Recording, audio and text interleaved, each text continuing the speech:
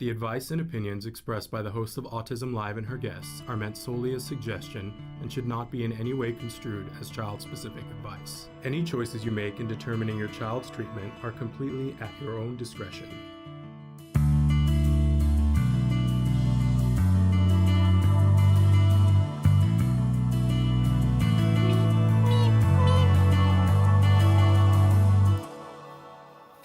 Good morning. I'm typing away saying good morning to Renee and Elvira. And I only got Renee in, but I'm going to push it anyway. And good morning to Ka. I'm not good at the typing and talking at the same time. But good morning, everybody. I'm so thrilled to be here. I'm Shannon Penrod, and I'm going to be with you for the next hour live. We are live today. It is Thursday, June 23rd, 2022, and excited to be here with all of you.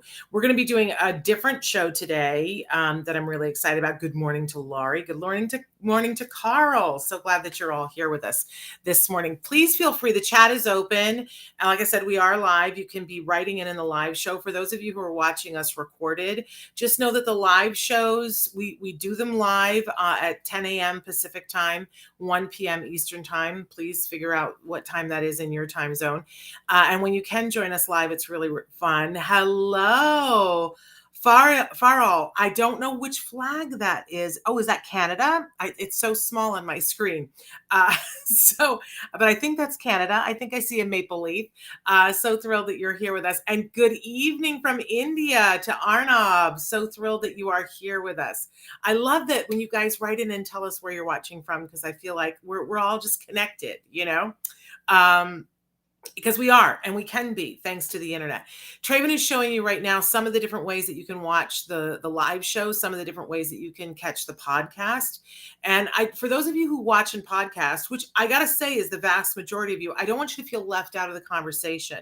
You know, you can always write in. We have a live chat that's on autism-live.com, which I don't know if you know this, but if you go to Autism Network and just click on Autism Live, it takes you directly there. It's all connected.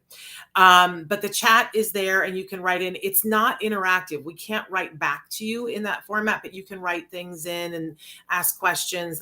That's where I get my starter questions for Ask Dr. Doreen, which we do live on Tuesdays. So we love interaction with you guys, because, you know, we started this show almost 11 years ago now. And the whole driving force of it was that we wanted to provide information and inspiration. And I feel like the show is better when you guys write in and say what you need and what you want. Yes, it's Canada. Oh, thank you. And you say that you always watch the Jargon of the Day. I hope you know that there's a playlist of all of the jargons of the day that's on our YouTube channel that you can go. Traven, our producer, does such a good job. And if you go to YouTube, there's a bunch of different playlists, and you can search anything, right? But the playlists help you to be able to access very specific things. Like if you just want the recipes, there's a whole section on recipes. If you just want to Ask Dr. Doreen, there's a whole section for Ask Dr. Doreen. But there is a playlist for Jargon of the Day. And we love this. I was explaining this to somebody the other day, that the hilarious thing about Jargon of the Day is that we started it because I said, you know, we need to do a kindness for the world and for me, to be honest, because these jargon terms, man, they're just so overwhelming, right? And I said, I really want to be able to make sure that there's a place where overwhelmed parents can go and learn these jargon terms and have somebody translate it. And I said, I think it'll be a funny, you know, but informational bit, because we give the actual definition and then I make fun of it. And then we give a working definition. And I try to put it into context for you. So that was my whole thing, was I said, this is strictly for parents. And it will help them. And then the really hilarious irony of the whole thing is that now universities, there are so many universities who show them and make them required viewing for students that are in their psychology and autism programs. Why? Because some of them tell us that it helps them to understand the terms. But more importantly, what I'm hearing from so many professionals is that they watch to figure out how to explain the terms to parents, because it's super hard for them. That once they know what the term is, they're like, how would I explain this to a parent? That's just crazy to me, but super fun. I'm glad to be of service all the way around. And we love the jargon of the day too. So thank you. And Traven has given you the direct playlist so that you can go, because I love if you're in a meeting, sometimes, I always advocate saying, hey, what does that mean? But, sometimes you just can't, because time is of the essence. You're paying for somebody's time, or you want to get to the next thing. So you write down the term and you go and search it. It's like no help to you whatsoever. So I hope if you ever come across a term you don't know, I hope you will go search it on our playlist. And if it's not there, tell us. We've been trying to catch up on a bunch of the jargon terms that you guys have given us that are new. Arnav says, I listen to you every day from India, though it's late night here in Kolkata. Actually, it helps a lot. Oh, that makes me so happy. And I hope that today's topic is going to be something really helpful to you. And Fariel says, thank you so much. I've learned ABA from you. You are incredible. No, you are. No, you. But I'm glad, because this is the mission. We want to be of service. So please check us out wherever you can watch us. Look at this love fest, you guys. I'm just loving you so much. Renee Elvira says, I've learned so much watching this show. Very thankful. I have to say, because Traven told me this morning. So I always tell you at the start of the show, I'm not an expert, and that's the truth. I'm not an expert. But I am somebody who's been around the block a time or two, and I have some wisdom. Let's say that. And I tried to take all of my wisdom and put it in one place, because, I'm getting old.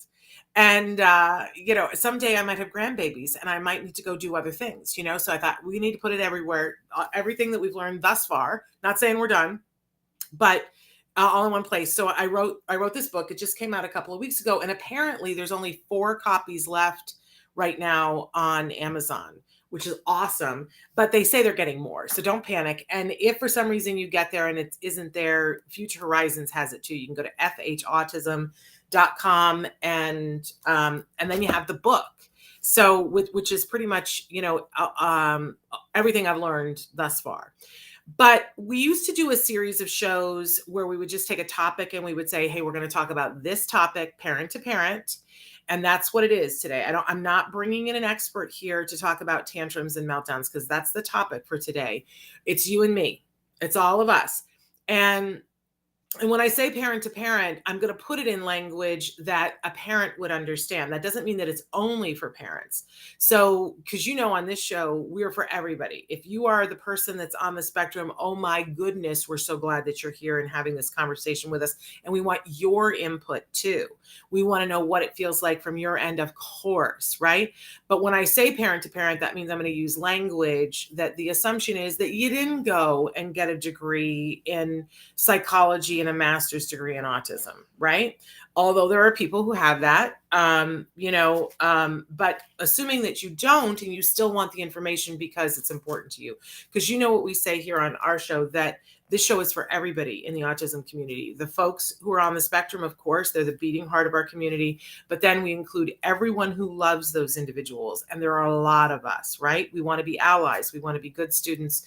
We want to sit in the front row and raise our hand a lot and ask a lot of questions. Well, today is the day we're going to take apart tantrums and meltdowns from that perspective and talk about this. And if you were watching yesterday, you know that our topic this entire week has been about making sure that we leave room for empathy and for compassion. And this is a very important topic for me because as a parent, when my son, look, all kids have tantrums, right? And I would say a lot of kids have meltdowns at some point, right? Or at least one in their life. I guess that there are some kids who don't. I just am not related to them and don't know them.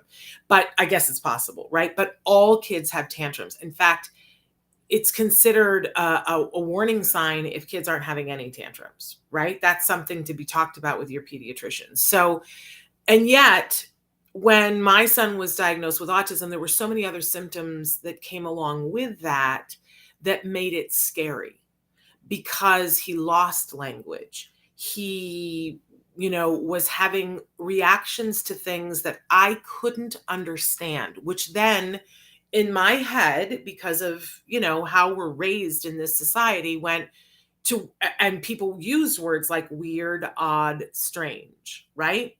Which then, because these are our favorite people on the planet, these are our children, that feels horrible. when suddenly your child is doing something that you don't understand, right? Doesn't feel good. When you don't have an ability to communicate with them, extra level. And then when other people are labeling it odd, weird, or strange, and you don't have a context to understand it, it feels crushing, right? So it's important to me that we talk about all this. We demystify tantrums and meltdowns so that we have an understanding of what it is, that there is nothing odd, weird, strange at all about the fact that our kids are engaged in this behavior.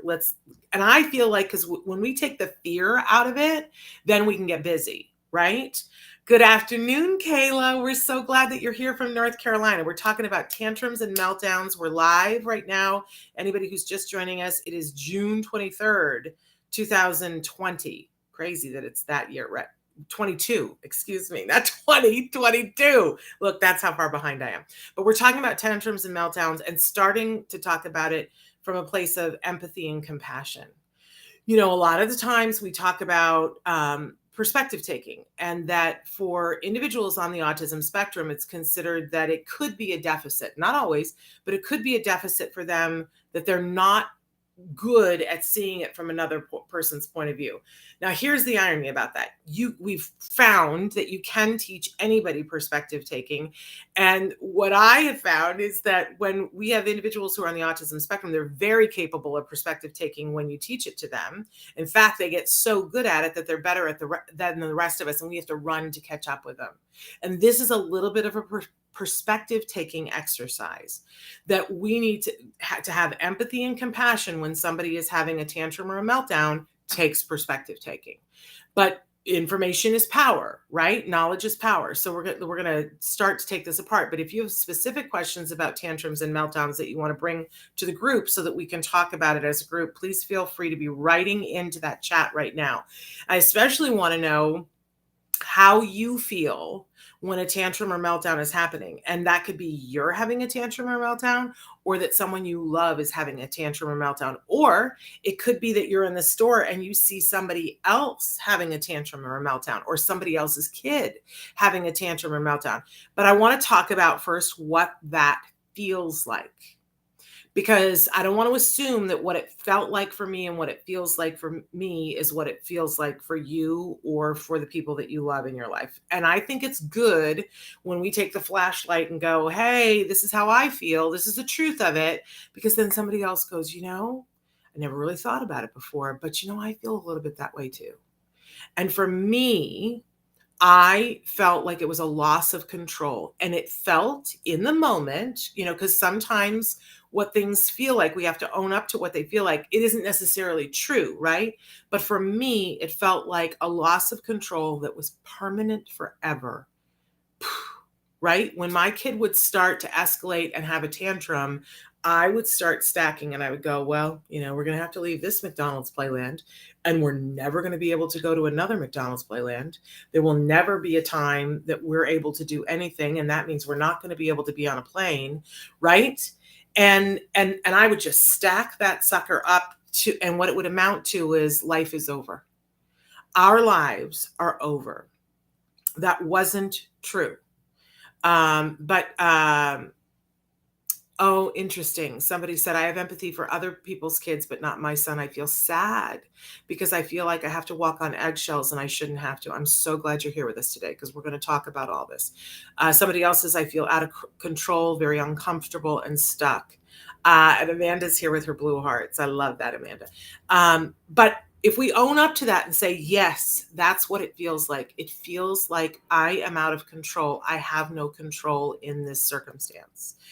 And I'm a big believer in the Serenity Prayer, which says, grant me the serenity to accept the things I cannot change and the courage to change the things I can, and the wisdom to know the difference. And I find that this is very true for tantrums and meltdowns, because there's a great deal that we can control and there's a great deal that we can't control. And the peace and the serenity is in understanding the difference between the two. Somebody says, I'm a fixer and I don't know what to do to fix it. You're in the right place. So let's talk about what tantrums are and the natural progression of tantrums, because we've already identified that all kids are supposed to have tantrums. And if they don't have tantrums, that literally is something that you should be talking about with your pediatrician, saying this kid is so go with the flow, doesn't ever fuss, doesn't, because we have an expectation. There is a thing called the terrible twos. It's a very poor name for something because it can start happening when kids are 1 and it continue happening their entire life. And you and I both know adults who are not on the spectrum who continue to throw tantrums. Do we not? We do. So calling it a terrible 2 is inappropriate, but we're familiar with the term, right? It's that normal that there's a term for it. So, and the reason why tantrums happen is because babies are born. And when they're born, the only means, I marvel. I watch horses. Horses have their babies, and within a half an hour, that horse is standing and walking. That baby horse is standing and walking. Our babies don't do that. Our babies take like a year to be able to stand and walk. And there's all these developmental milestones that they have to go through before they walk. And part of it is that our brains are very complex and there's a lot of connections that are being made. And some of them have to do with communication. And everybody thinks that this is just speech, that we're talking about speech. It really isn't. There's all kinds of communications that happen with babies that make connections. And in the beginning, though, it's kind of a level playing field. All babies are born and their way to communicate is, can you guess? Crying. And we now have identified that there are several different types of crying, right? There's the crying when I'm cold. There's the crying when I'm hungry. There's the crying when I have gas. There's crying when I need sensory input. I need to be held or rocked. And we all sort of understand this when babies are born. And some people are very in tune to their babies, what the cry is. I never was. Please tell me if you guys were in tune to what your babies, that was a little bit before my son was born. When they were saying, well, this cry means this, I still don't, and I have a very good ear. I couldn't quite tune my ear to anything. I don't know what that is. But some people, they're like, oh no, that's the crying that they're hungry. But I was told very definitively when my child was born, if they're crying, there's 5 things that they need. And what you do is you just cycle through all of them. You kind of look at them and you go, are they hot? I'm going to try to give them, water or milk or, whatever they're eating or drinking at this point in time. I'm going to see, are they cold? Do they, does their belly feel a little, I'm going to, rock them. I'm going to give them that proprioceptive, rocking or in my family, we call it thumping a baby's butt, which helps them to pass gas. Right. And then they erp. And maybe they spit up a little bit on your shoulder, your outfit is ruined, but they have a release and now they stop crying, right? And then there are some babies that have colic that the crying continues and continues and continues, right? And I've had friends that have had those babies. Ken says, I know when my non-speaking grandson is going to have a meltdown and I can deal with the screaming and crying, but the self-injury breaks my heart. Ken, I'm glad you're here. We're going to talk about all of this, right?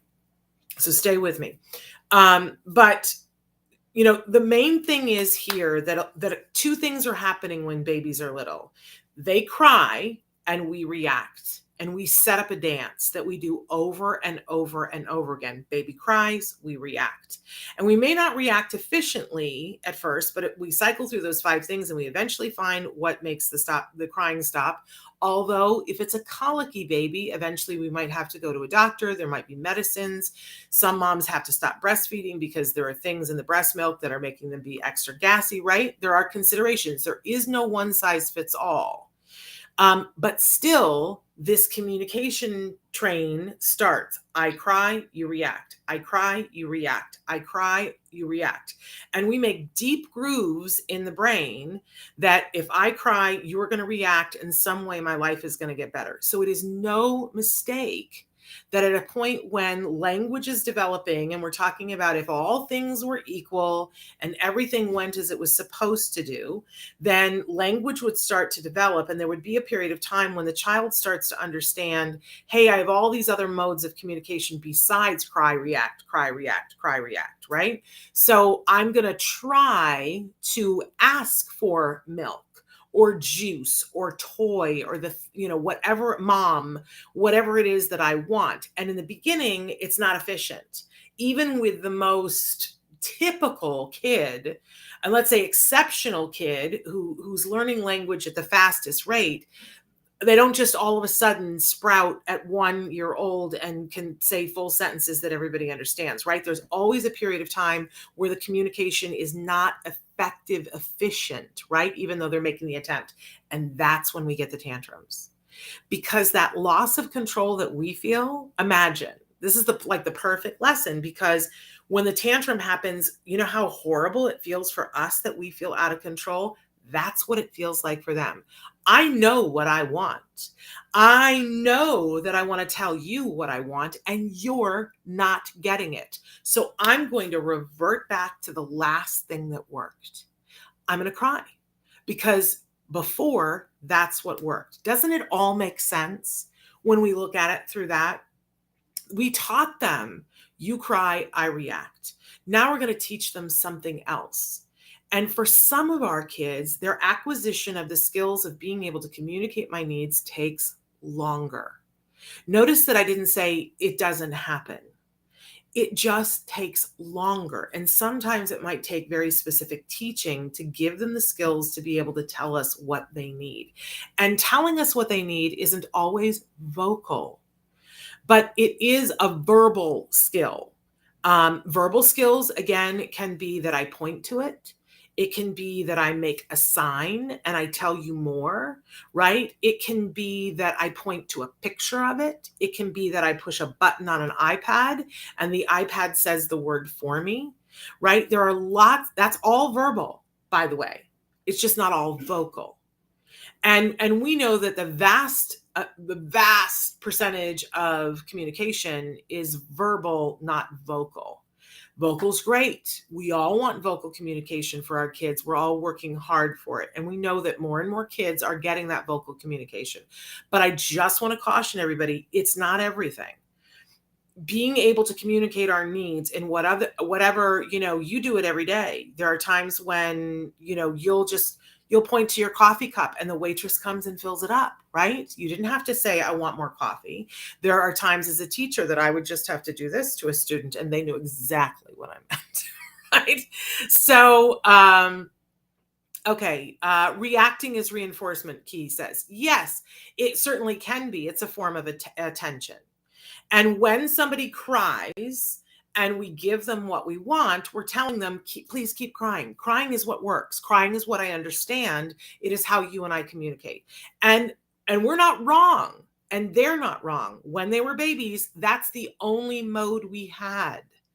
But now there are more, as they age, there are more things that are available to them. It's just that sometimes, here's the rub, you guys, sometimes it's just miraculous and they get it on their own. And that does happen. And there are lots of kids that go through the terrible twos and they fuss a little bit about it, but then they realize, oh, you just didn't understand what I said. And their diction gets a little bit better and it's worthwhile to them. And they sail happily into whatever existence they have.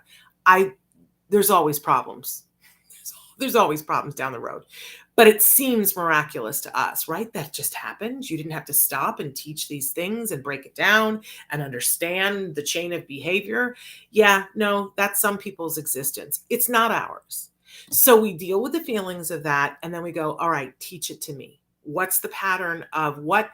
So my child is having a tantrum because he wants this. What are the skills that I need to teach him or her so that they can appropriately ask for it? How can I reinforce that behavior? How can I stop reinforcing the you cry, you get it model? How do I break that chain? Because we've been doing that dance sometimes for 2 years, sometimes for 20 years, right? So, and the longer you're doing it, the harder it is. And there's a bumpy period of time where you got to hold the fort and go, I'm not going to give the thing that you want for the behavior that we don't want to see anymore. You're biting your brother so that you can get the cookie. You're not going to get the cookie for that, right? It's so cut and dried when I put it that way. You bit your brother to get the cookie. You don't get the cookie, right? That one's easy. It's much harder when your child is throwing a tantrum because they want juice and saying juice is hard for them. But we level the playing field, and we give them something that they can do to request it. So this is when we get into the conversation about functional communication. Everyone has the right to functional communication. And if you have a child who's having tantrums, it is because your child's functional communication, everybody hold on to your cushion seats, right? Because I'm just giving away the keys to the kingdom here. If your child is having tantrums, it's because their level of functional communication is not high enough to meet their need.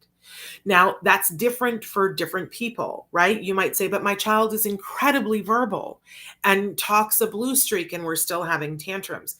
You can talk till the cows come home and not get your needs met. So let me go back and say it again. If you're having tantrums, then their level of functional communication is not meeting their need. And that's where we have to meet them, with empathy and compassion. So that could be a 2-year-old who isn't able to say juice. And then we would teach that 2-year-old an approximation, or an approximation, by the way, would be saying j, right? Or s, one part of it. And we'd go, yes, juice. Yes, you get the juice, right? Because that's what they can do right now. We're constantly, like pizza dough, pulling that out and making it bigger and bigger and bigger, right? Or if they're not able to make the j or the s sound, then we would put a picture of juice and say, do you want juice? And put their finger on it. And we touch the picture of juice and we go, juice. You want juice, and we give them the juice, right? So that they get the connection. Oh, if I want that, all I got to do is touch this button and you're going to give it to me. Trust me, when they get that, and they do, they go, oh, that's so much easier than me crying. The crying is so hard. It takes so much energy, right? But if you have a 20-year-old who's fully verbal and, is capable of saying, I want juice, right? But is having a tantrum, then we might have to teach something completely different. We might have to teach them to check their states and say, what's going on with you right now? And it might be that there are other things that are getting in the way. And we're going to talk more about that with meltdowns. Ka says, yes, it's so hard not to react. And then the damage is done. You reacted and reinforced before we know it. Can we all give ourselves a hug and say, that's going to happen? If you think that you're ever going to do this perfectly, I'm just going to, give you a hug and pat you on the shoulder and go, it's going to be okay. You know what Ileana Von Sant says, save yourself. There are going to be times when you get it wrong. I know brilliant BCBAs who then became parents. And then came back to me and said, oh, Shannon, I get it in a way that I never got before. It's so much harder when it's your kid. So cut yourself some slack. You didn't get up this morning and suddenly had the capability to be perfect. That's not going to happen today. It's not going to happen tomorrow. But we always minimize the damage. So if you react and you notice it, and you go, darn it, then stop it there. Stop it there and get as back on track as you possibly can. And don't beat yourself up, because we all do it. And Ka says, yes, I'm doing the dance and I need to break the old chain and start a new one. Can I tell you that sometimes it's easier to bring somebody else in and have them help you to break the chain? I used to all the time say to our ABA team, you start it, and then I'll come in and pick up the mantle. But you know what my ABA team appreciated about me was that once they would start it, I would hold fast to whatever the plan was. And I would have them write up the plan. So he does this, I do this, and then this happens, and I don't do this, right? Because I was somebody who very much was reinforcing, I know I've told this story before, but my son used to bang his head on the kitchen floor. If I would put a demand on him, he would go in the kitchen and he'd, drop down. We called it the Gandhi maneuver, civil disobedience. He's not going to do anything. He was 2 and 3 and 4 when this would happen. And not 4, he was done with by the time of 4, but he would lay there on the kitchen floor. It was the only place in our condo that did not have carpeting. So he was very particular, smart. He would go in and he would just start whacking his head on the kitchen floor. You want to talk about people telling me it was odd and weird and my panic and fear and all those things. And our ABA provider came in and said to me, first, I had to get sleep because I wasn't prepared to deal with the intervention. And that's really important. Let's take 2 seconds to talk about that. These interventions are hard. Breaking the dance, super hard, because we are used to being in the behavior pattern and they are used to being in the behavior pattern. And when somebody does something different than the behavior pattern, it all feels like the world has gone wrong, and you're going to have emotions about it. And what they said to me was, you have to be well rested or you won't hold the line. Because if it is, what would happen is that my son would hit his head on the kitchen floor and I would just put a demand on him. By the way, I didn't realize that that's what was going on. I was like, it's just the strangest thing. He just goes in and hits his head on the kitchen floor. I didn't connect that I had put a demand on him. So don't beat yourself up if you have not put that together yet. They had to put it together for me. I could never have done it by myself. But he would go in, hit his head on the kitchen floor, and I would respond like a good parent. I would not allow him to hit his head on the kitchen floor, which meant that I would scoop him up. I would rub his baby head. That is my precious baby boy. And I would rock him. I would take him to the biggest, most comfortable chair we had in the house, and I would rock him, and I would give him a sippy cup with lemonade and his favorite treat to eat. And I would hold him and rock him and give him the treat and say, don't hurt the baby. We love our baby. Don't hurt the baby. And he'd be happy. And then I would be happy because my child is no longer hurting himself. It never occurred to me that because he did not have the way to say, could you sit and hold me and rock me and give me lemonade and a cookie? My child didn't have the language to say that. And instead, I would say to him, okay, it's time to stop playing and we got to have lunch now. And, he was like, I don't want to do that. I don't like how this is going, but I know what I have to do now. I mean, this really is essentially what was going on in his brain, even if it wasn't verbal. He was like, I don't like the choice she gave me. I have another option I know works. If I go hit my head on the floor twice, I'm going to get everything that I want. And so even though that wasn't his favorite thing, and we found out it wasn't his thing, because as soon as he learned how to ask Fox and lemonade and a treat and got them by requesting them with functional communication, he never did it again. Right? But he was doing it on a regular basis because I was reinforcing it. Now, if somebody had just come up to me and said, well, you know why that behavior is happening? Because you're reinforcing it, I would have just gone straight up and turned left. And I would have hated them, and I wouldn't have listened to anything else that they said, because it feels like blame. This is not about blame, you guys. We all remember, we started, he cries, I react. She cries, I react for babies. We've all reinforced crying, every single one of us. And we were good parents when we did. Now we're just going to change it. And that's going to be good parenting too. But you're not in a place where you're doing the dance because you're a bad parent. That is not a part of this discussion at all. You're not a bad parent. You're a great parent. Okay? Just wanted to be clear about that. Anybody else, sometimes feels like you're a bad parent. You're not. Please write in and share, because I'm sure that there are people who are sitting there going, yeah, no, I'm a bad parent, but you're not. We've all felt that at some point. Okay. So I've lost my train of thought a little bit because I get so excited talking about this, because you know why? When you get this, when you start to understand, and we've talked before about the ABCs of behavior, when it clicks in your head and you get it, you go, oh, I have some control here.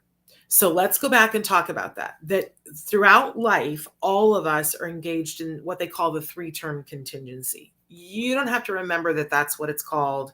I just like to call it the ABCs of behavior.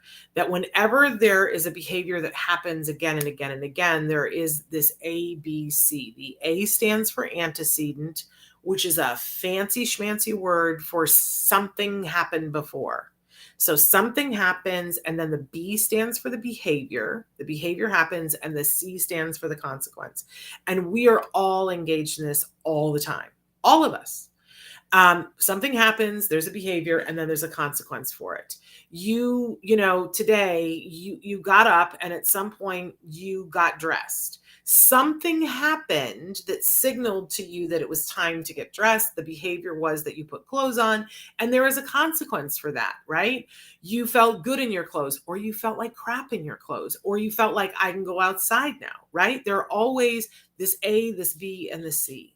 And if we take babies, the baby feels hungry. So the behavior is the baby cries, and the consequence is that first we pick them up and rock them, also not bad, But eventually they cried some more and we fed them the A, the B, and the C. And your kiddos on the spectrum, you on the spectrum, you not on the spectrum, your kiddos not on the spectrum, all engaged in this all the time. So here is the secret. We think for some strange reason that we want to control the behavior and that we have control over the behavior. You don't. You don't have control over the behavior. And that's why it feels like you're out of control, because you're like, I don't know what to do about the behavior. And we're focused on the behavior.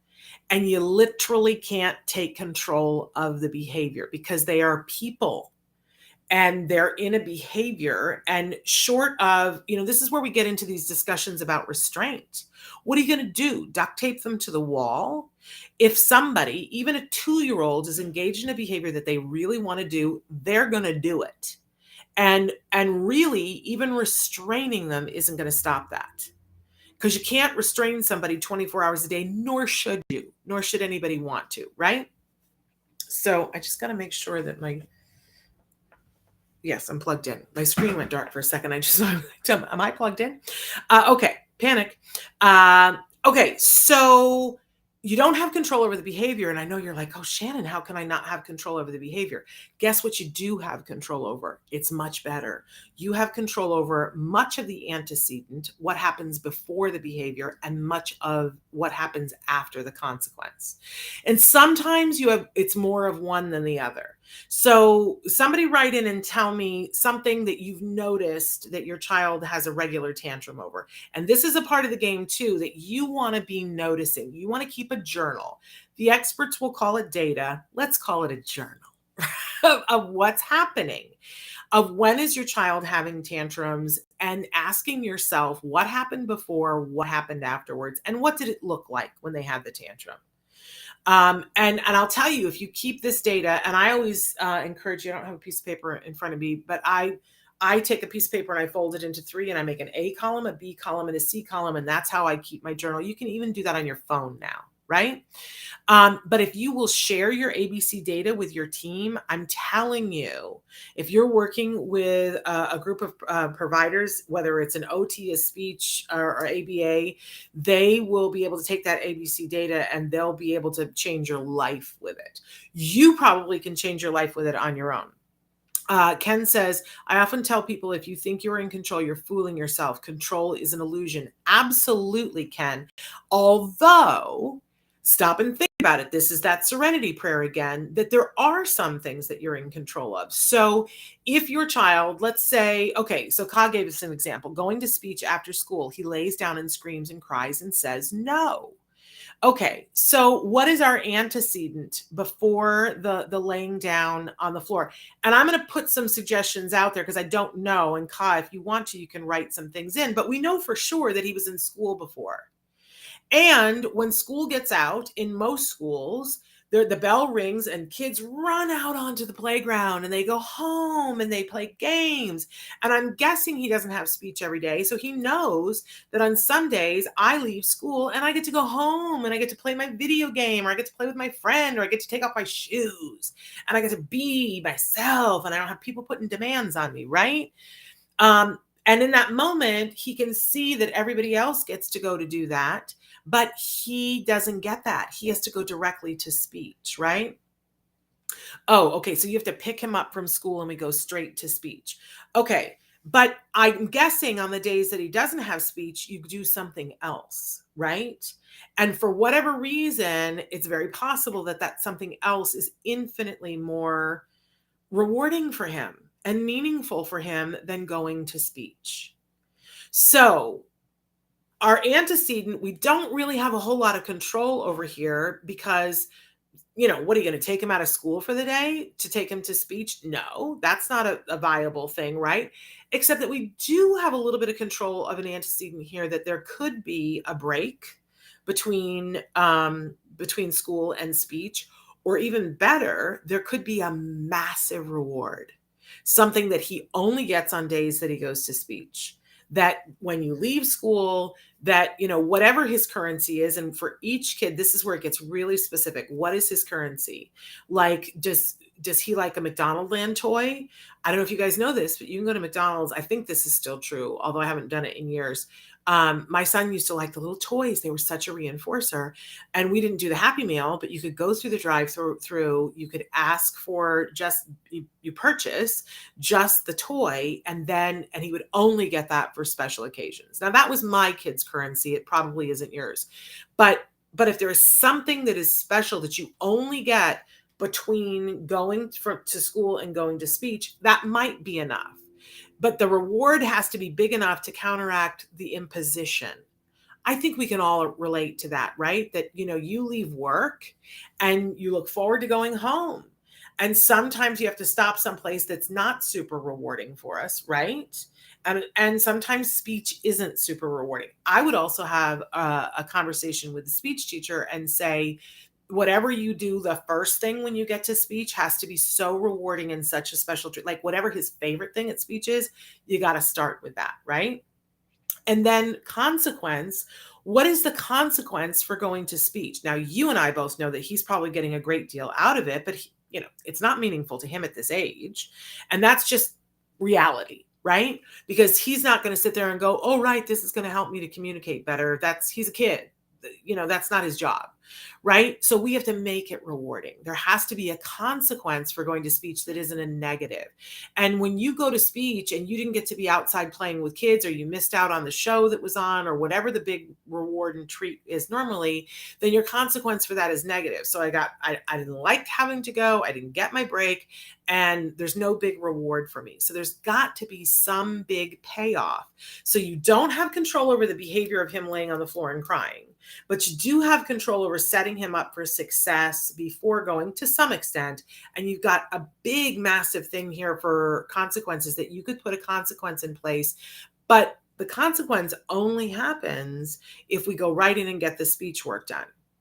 Like it could be, we've done this with some kids, and it's different for everybody. You really got to become a detective here, where for some kids, the dance has been going on so long with, for instance, speech, that we would set up a consequence and say, we're going to go in and you're only going to have to spend 1 minute at speech. And if you do 1 minute at speech, we're going to leave if you don't throw a tantrum. And then the next time we make it 1.5 minutes. And yes, it feels like, oh my gosh, we're wasting all of this speech time, right? But very quickly we get to the point where we're doing 30 minutes and he learns, hey, I can do speech. I can handle it in these increments, and I get a huge reward. But it's got to be rewarding. Ka says, yes, he rides the bus and he loves the bus, and we get to have a big snack and he gets to relax. Okay, well, is it just the snack on the bus and just the relaxing on the bus, or is it more about the bus, that the sensory thing? Like, do we actually need it to be the bus, or can we recreate the bus in your car? And whatever the treat is that he gets on the bus, it has to be a bigger treat when he rides in your car. Like maybe he gets to play on his iPad only on the way home, on the way to speech. And if he doesn't throw a tantrum, then he gets extra iPad time before bed. But that's only if the iPad, this is where, again, it gets really individualistic. It's got to be that the iPad is big currency to him. Stop and think about if your boss was going to ask you to do something at work that you really don't want to do, right? And you're like, oh, I just really don't want to do that. And they go, but we're going to give you a raise. And you go, all right. But depending on how big the raise is, you might be like, okay, hey, sign me up. I will do that thing that I just said a minute ago that I didn't want to do. Oh, you're going to pay me 10 more grand to do it? Yeah, no, I'm fine with that. Yeah, woohoo, let's do it, right? But for another person, 10 grand would be like, no, it's not worth it. That's time away from my kids. Everybody has a point, and everybody has a reinforcer. We're learning with the workforce now.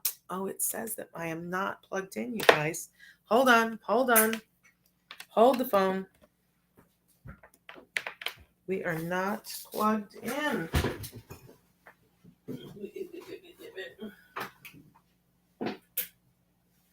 No.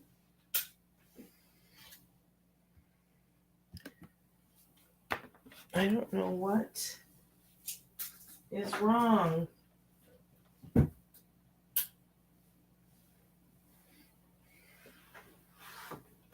am plugged in.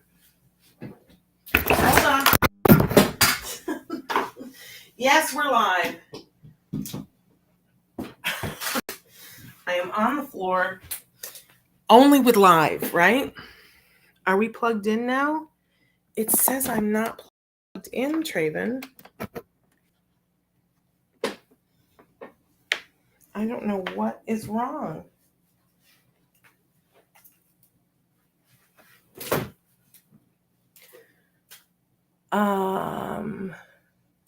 I can't tell if I'm plugged in now.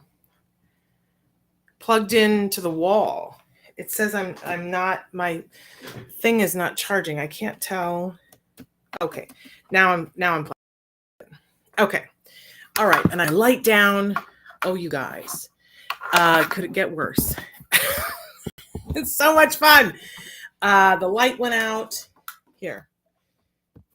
I had to work from home today for other reasons. And I did this for 2 years, but you would think that I'm a novice at this. Why is that not plugged in? Okay, something is wrong. Well, I've unplugged that. Hold on one more second, you guys. Huh. Okay. There we go. We have light again. Woohoo! And we're supposedly plugged in. All right. Panic. Okay. I love all the advice that you guys gave me. Okay. So about plugging in, it happens to everyone. Thank you. See the compassion and empathy that you guys are demonstrating? That's what we want to show to everybody, right? Okay. So he wants to go. Okay. So Kai, you say, that you have to take him directly, but to speech. But I think this is one of those things that think about how much speech you're losing because he's laying there screaming, right? And we get into these rigid patterns and school will tell you, and they'll say, well, this is the time, right? But they've got to work with you. And it might be that we have to, instead of taking the first 10 minutes to deal with a tantrum that we never really get all the way back from, maybe, let's take the first 10 minutes and take a break and have them do something fun with him that he can only do at speech, because that's what's compassionate and empathetic. Ken says that he wants to go for a car ride and get pizza every night. When I tell him no, he goes directly to screaming and hitting himself. Okay, let's talk about that. That first of all, I'm sending you a hug because that's got to present fear that he's hitting himself. And when we talk about self-injurious behavior, it's super important that we be working with professionals. And so because we don't want to make it worse, right? We have seen kids who have hurt themselves before. So I got to be honest with you. My advice to you, Ken, would be that during the day, I would work on this a little bit differently until you can get some other help and support. And so what I would do is I would set up circumstances where he can earn getting pizza every night, going in the car ride, but he has got to earn it. So I would set something up for him every day and say, okay, I know that you want pizza tonight, and I know that you want to go in the car ride. And so we're going to do that, but here's what you have to do.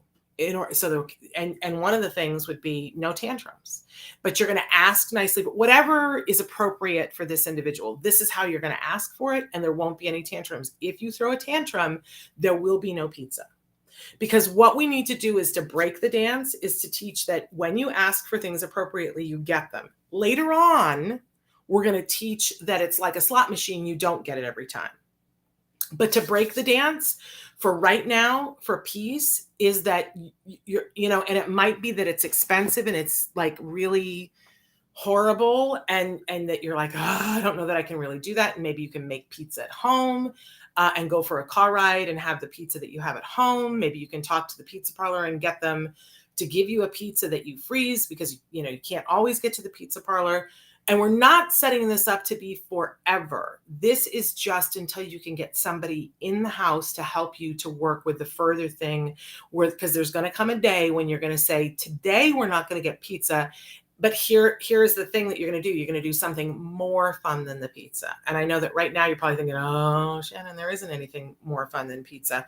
But we're going to figure out what that might be. I know a family that they were trying to get their child to take a pill, and they were going through a pill swallowing clinic. And the dad said to the daughter, when you can take the pill and we don't have to crush it all up and go through the gagging and the whole thing, the day that you can take a pill, the minute you take the pill, we're getting in the car and we're going to Disneyland. And I remember everybody was like, oh, geez, don't promise that, because you're going to have to get in. What if it's like in the middle of a work day? And the dad was like, I don't care. This is how big this is in our lives. And that little girl swallowed a pill and she looked at her dad and he was like, everybody get in the car. And they went to Disneyland. Because sometimes teaching that form of communication to your child of, hey, here's the trust cycle now. You're going to do this and I'm going to do this and you're going to get all the good things in life to everything. So, but I think you need some help, Ken, because when we're talking about self-injurious behavior, what your child is saying is, I want this and I want it bad enough and I don't know how else to get it and I'm willing to hurt myself over it. And we don't want to teach that at all. So I would just, nip everything, but I wouldn't give it to him for free. I would figure out, and the first day, make it something that you know that he could do anyway. So today, you want pizza and you want to go for a car ride? That's great. All you have to do is, and it's something that you know for sure he can already do and that he wants to do. And you go, great, you did it. Because that teaches him, oh, I just have to do what you ask me to do. And then I've communicated my need to you.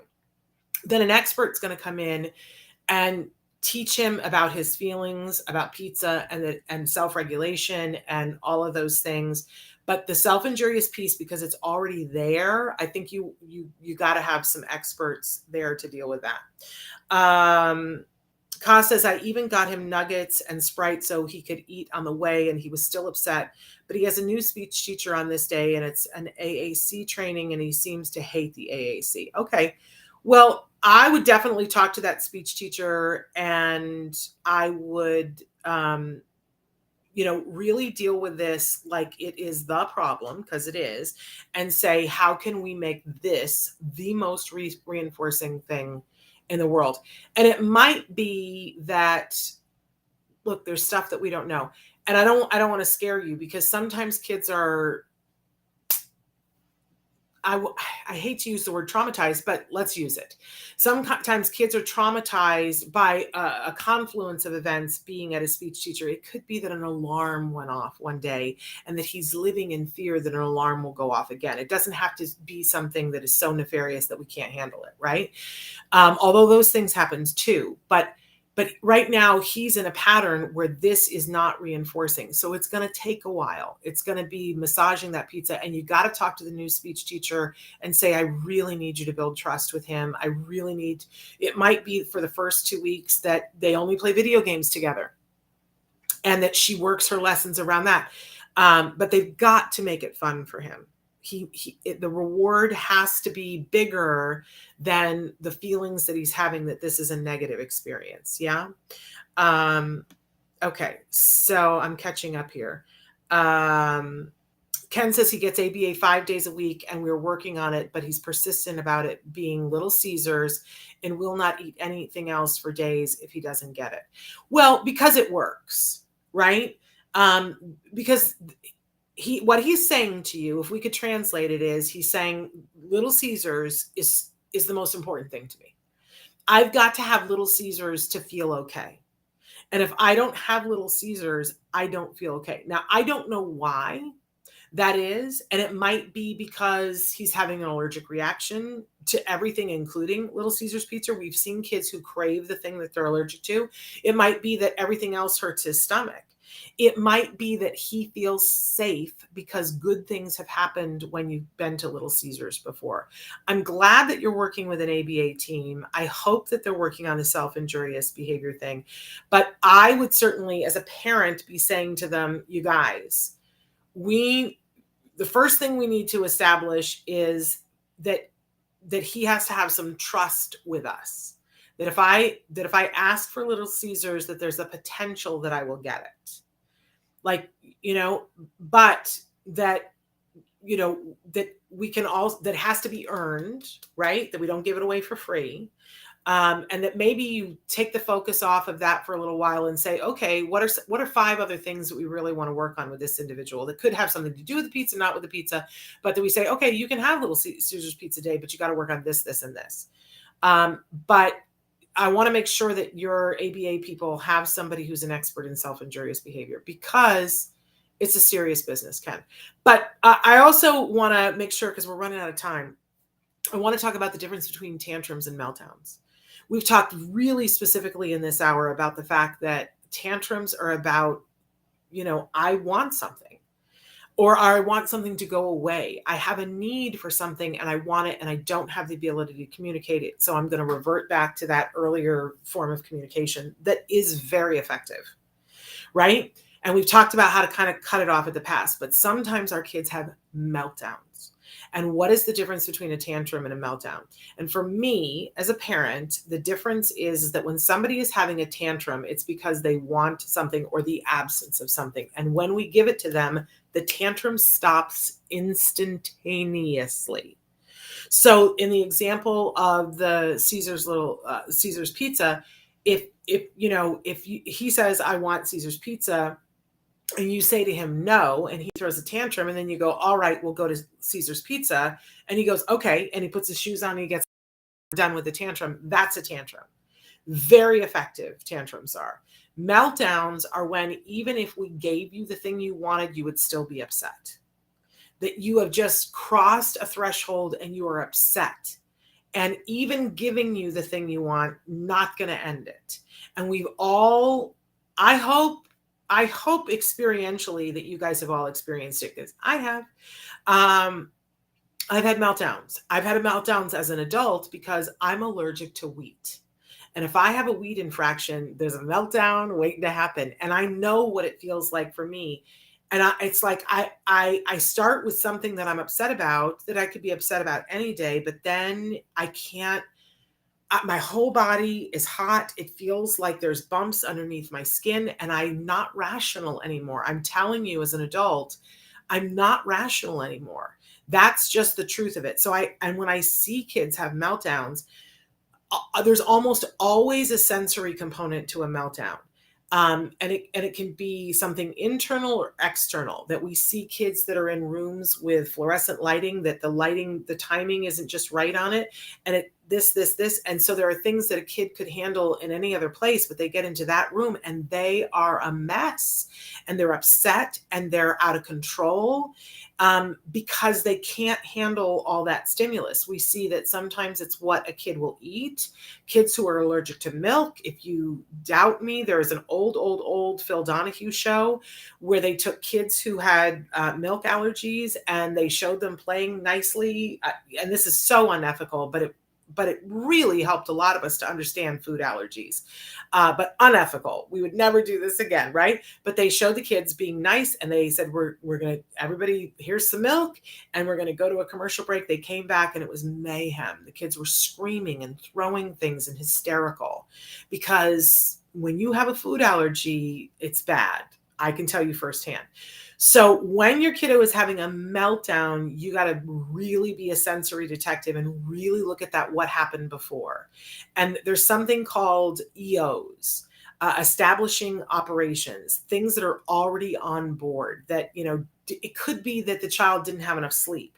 It could be that they're having intestinal flare up, and so they're having some diarrhea. And so their ability to be able to maintain and composure out the window. And that would be true for any of us, but especially for a child, right?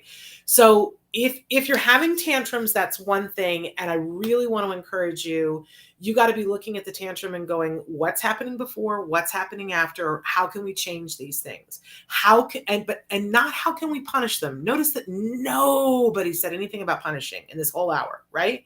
But how can we up their enjoyment? How can we make this better for them? Because what they're saying is, I don't like this.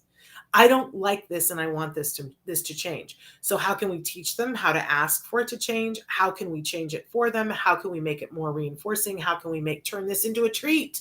How can we make this more fun for them? That's really how we want to be looking at tantrums. Meltdowns are that extra thing when you see, it's happening and it goes off the rails. And the main thing when somebody is in the middle of a meltdown is to be compassionate, make them as safe as possible, clear the area so that they cannot hurt themselves, and stay with them. You don't leave them alone, but don't try to intervene. Don't try to talk to them about, you shouldn't be this upset. It's all wasted breath. Minimize sensory things when a meltdown is happening. If you got to turn the lights off, turn music off. If they're getting red, if you're in a place where you can take the shirt off, because it might be the tag on the shirt, to help them to calm down. But we treat them how we would want to be treated if we were having some sort of a sensory catastrophic event. How would you want to be treated if you were already sensory overloaded? You wouldn't want somebody trying to teach you something. You wouldn't want somebody making fun of you. You would only want to feel safe. And so that's what we want to be doing during a meltdown. During a tantrum, the things that we want to be doing in the middle of a tantrum are taking data. In our heads, you become a court reporter where you think to yourself, okay, we're having a tantrum. What are they doing? What does this tantrum look like? Because I'm going to need to write down in my journal later on what it is. And as you're looking at what they're doing, scan the area, see, is there anything, like, are they throwing things? Do I need to put that vase that my grandmother gave away so that they can't get to that? What do I need to do to keep them safe? What do I need to do to keep everybody else safe? And what do I need to do to keep the property safe, right? Focus on that first. Once you get that under control, then start asking yourself, what happened right before? And if you've got the time and the space, if you're calm enough to say, what is it that I think they want? Don't say this out loud, but think to yourself, what is it that I think they want right now? Is it that they wanted my attention? Did they want something to stop? Is there something that they wanted more of? Or is there some sensory thing that they are wanting more or less of, right? Those are usually the four suspects for most of our kids. If you have an older kid, it could just be that they wanted control of the moment, right? Which we all do. Come on, right? So you start asking yourself, what do I think that they want that led to this tantrum? And whatever you think that it was, you don't give that to them. Because if you do, if you go, well, I think what they wanted was my attention, and if I give it to them now, then what they will have learned is that I need to kick and scream and throw things for dad to pay attention to me. Now, when I say don't give them the attention, that does not mean you leave the room or you leave them alone. I'm talking about giving attention to the behavior, not the child. Right? We don't give attention to the behavior. Attention to the behavior means things like saying, hey, stop kicking, stop screaming, stop doing that. What is it you want? That's attention to the behavior. Instead, what we do is that we stay with them in the room, but we busy ourselves with something small and minute, like maybe you just drink your bottle of water. Or maybe you sit and look at the pattern of your fingernails, right? Of the markings on your fingerprints, right? You don't do a lot of movement, but you're in the room with them. You're cognizant of what's happening. You're listening for them. You're not making a lot of eye contact, but you're not ignoring the child. You're ignoring the behavior that they're engaged in right now. And that's hard. And sometimes it's helpful if you have somebody there to help you, to talk you through it. Sometimes you don't have that, and so you got to talk yourself through it. And you say, okay, what happened? They threw the tantrum. I think the antecedent before was that, they asked to go to Little Caesars Pizza and I told them no. So what is it that they want? They want the pizza, right? I'm supposed to not give them the thing that they want. So I'm supposed to give them the complete opposite, because the behavior that they're engaged in, I don't want them to think this is what wins the day. So maybe you go, well, I'm not going to give them Little Caesars Pizza. So I'm going to go in the kitchen and I'm going to start preparing them something else. Now that's only if you can still see them from the kitchen. I really want to get rid of this idea of ignoring the child means leaving them. They were trying to communicate with you, and leaving them cuts off the ability to communicate. Don't leave them. unless it's an open kitchen format. Otherwise, just get small, do something. It might make them crazy that you are not doing what they want, because that was the whole reason for the tantrum to begin with. This is what I call about holding down the fort. You got to keep breathing and saying to yourself, I love my child. I'm a good parent. Right now, they're engaged in a behavior because they think that this is going to work. I have to teach them this behavior doesn't work for this thing, but I'm going to do that with love and compassion. I'm not going to berate them. I'm not going to lecture them. I'm just going to sit here quietly, and I'm going to let them wear themselves out. And I'm going to know that we're all going to be okay, that this is tried and true and tested. And if I have a group of professionals, I'm going to report this to them later on. And they're going to tell me, other strategies that I can do. Okay, so Ka says, oh, thank you so much. I'm seeing it through a new pair of eyes, and it's helpful. Thank you so much. Hi, Dr. Nassim. So I hope that's helpful, and I'm sorry for the panic in the middle with my computer. It happens, right? It's hilarious. Please feel free to make fun of me, because the point is, we can be compassionate. These tantrums are not weird, strange, or odd. Our kids are not weird, strange, or odd. We are not weird, strange, or odd. We all have things that we want. We all communicate in different ways to get them. And sometimes we are not as effective or as efficient as we want to be. But we can get better at that. We can get better at communicating to our kids. If you want Little Caesar's pizza, this is how you're going to have to ask for it. We can do that. If we want, we can help our kids to get better at asking for these things so that they can get their needs met. And that really is what's at the base of all of it. Now, the meltdowns, be a good sensory detective and start asking yourself all kinds of questions. What did they eat? Have they had enough sleep? Are they wearing anything that's itchy? Do we have any rashes? Does it look like they are hot or cold? Because sometimes when you're having an allergic reaction to it, it presents with heat, right? Look at them. Are they having diarrhea? Are they showing any signs where they're pushing against any part of their body, like their stomach or their head? Like when he's hurting himself, is there a specific place that he's hurting himself? Because we will see kids that will push in on their eyes when they're having a headache. Yeah. So be a sensory detective, take all that into consideration, because that's how we become empathetic and helpful and supportive and compassionate allies working with tantrums and meltdowns. They're not odd, they're not weird, and we absolutely can change the pattern of behavior. Absolutely. If we are consistent and mindful and compassionate and empathetic. I hope that helped. Hey, tomorrow, so exciting. We're having, fingers crossed that everything go well today. We are debuting a new episode of Stories from the Spectrum. This is all content that is created by people in the neurodiverse community. All of it. You're not going to see me anywhere. Brian, I'm so sorry you arrived late, but I'm glad that you're here. And I hope that you'll watch back to see everything that we said about tantrums and meltdowns. And if you guys have more questions, always feel free to reach out directly to me, Shannon at autism-live.com. But don't miss tomorrow's episode. We're debuting some new segments from some new creative artists. And you're absolutely, if you're an old car enthusiast, we've got something for you. And Spencer Hart is debuting her program, Heart to Heart, with a really wonderful celebrity guest. I think you're just going to love it, you guys. Stories from the Spectrum, that's tomorrow.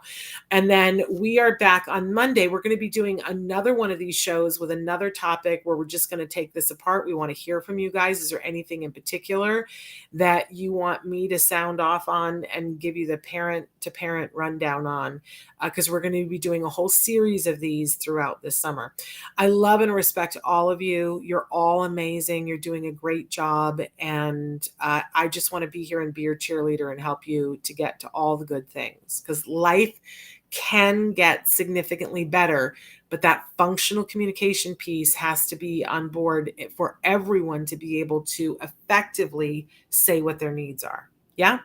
Much love. I will see you back here tomorrow for Stories on on the spectrum. Until then, give your kiddos a hug from me and one for you too. Bye-bye for now.